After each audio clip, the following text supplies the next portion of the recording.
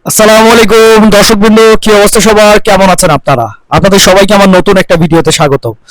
দর্শকবৃন্দ, এখন যে ভিডিওটা করতেছি এই ভিডিওটা পোস্ট দেওয়ার ইচ্ছা ছিল চাঁদ রাতে, কিন্তু সম্ভব হয় নাই। আমি চেয়েছিলাম আমাদের সাথে যারা আছে সবার কোরবানির গরুগুলো আপনাদেরকে এক এক করে দেখাতে, কিন্তু সেটা সম্ভব হয় নাই। আপনারা এই মুহূর্তে যেই কোরবানির গরুগুলো দেখতেছেন এগুলো হচ্ছে আমার ওস্তাদের কোরবানির গরু।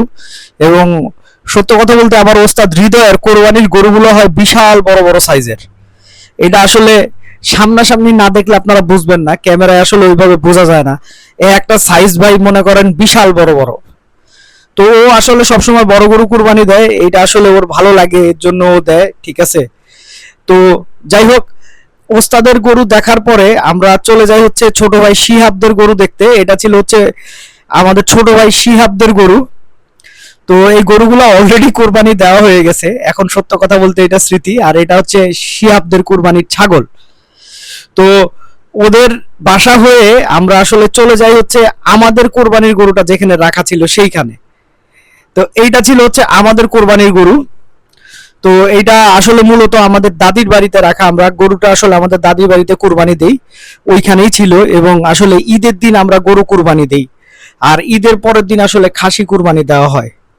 তো এইটা ছিল হচ্ছে আমাদের কোরবানির গরু।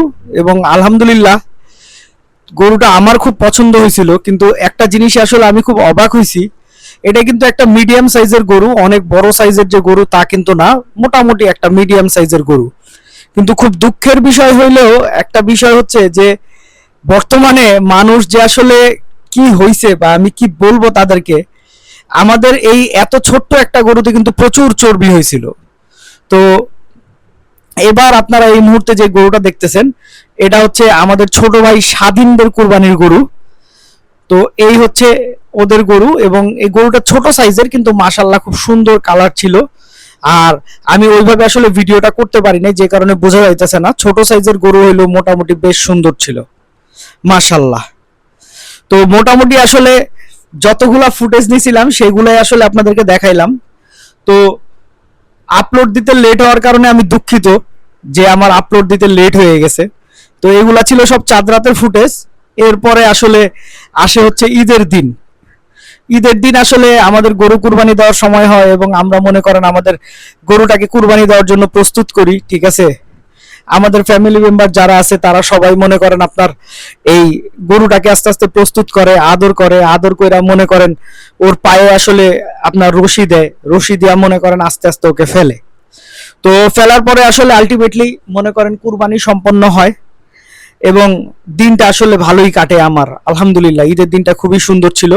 আর একটা কথা যেটা আপনাদেরকে আমি বলতেছিলাম, যে আমি অবাক হইছি এত ছোট্ট একটা গরু, অথচ এই গরুতে কিন্তু অনেক চর্বি হয়েছে। এই গরুটার আপনার 5 মনের মতো মাংস হয়েছিল, এবং চর্বির মাত্রা ছিল অনেক বেশি। এবং এটা অবশ্যই কিছু অসাধু ব্যবসায়ীদের কারণেই হয়েছে, কারণ তারা গরুকে প্রচুর ফিড খাওয়াইছে। ফিড না খাওয়াইলে আসলে এরকম হওয়ার কথা না।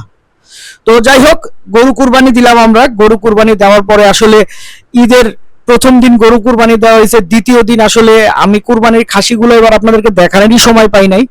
তো কারণ হচ্ছে কি, যে আমি যে দেখানোর জন্য যে সময়টা দরকার সেই সময়টা হয়ে ওঠে নাই, এই কারণে পারি নাই। তো ঈদের পরের দিন আসলে আমরা আমাদের খাসিগুলা কুরবানি দিছি আলহামদুলিল্লাহ। আল্লাহর কাছে লাখ লাখ শুকরিয়া জানাই যে আল্লাহ মনে করেন ঠিকঠাক মতো খাসিগুলা কুরবানি দেওয়ার তৌফিক আমাদেরকে দিছে। তো খাসি কুরবানি ঈদের পরের দিন দেই, এবং খাসিগুলাকে সকালবেলা গোসল করায়। আমার 2টা খাসি আমার খুব পছন্দ ছিল। তো একটা দেখতে লাল কালারের জন্য ওরে ডাকতাম লাল মিয়া, আর একটা কালার হচ্ছে আপনার এই কালো কালার, ওরে ডাকতাম কালু মিয়া। তো যাই হোক, কুরবানি ঈদ শেষ হইলো। আর আসলে কুরবানি জিনিসটা কি বুঝছেন ভাই, কুরবানি জিনিসটা আসলে কোনো পশু কুরবানি না ভাই, নিজের মধ্যে যে পশু আছে সেই পশুটাকে কুরবানি দেওয়াটাই হচ্ছে মূল কথা। তো আমি জানি না আসলে আল্লাহ কবুল করছে কিনা আমাদের কুরবানি, তবে আল্লাহ ইনশাআল্লাহ, আল্লাহর উপরে বিশ্বাস রাখি, আল্লাহ আমাদের কুরবানি কবুল করছে এই প্রত্যাশা রাখি। আর একটা কথা, সেটা হচ্ছে ঈদ আনন্দের বিষয়, এবং ঈদ হচ্ছে সবার সাথে মিলেমিশে থাকার বিষয়। এই ঈদের মাধ্যমে আসলে আমাদের সবার মধ্যে যেন আনন্দ ছড়িয়ে পড়ে, এই প্রত্যাশায় ভিডিওটা শেষ করছি। আল্লাহ সবাইকে ভালো রাখুক, 5 ওয়াক্ত নামাজ পড়ার তৌফিক দান করুক। আসসালামু আলাইকুম।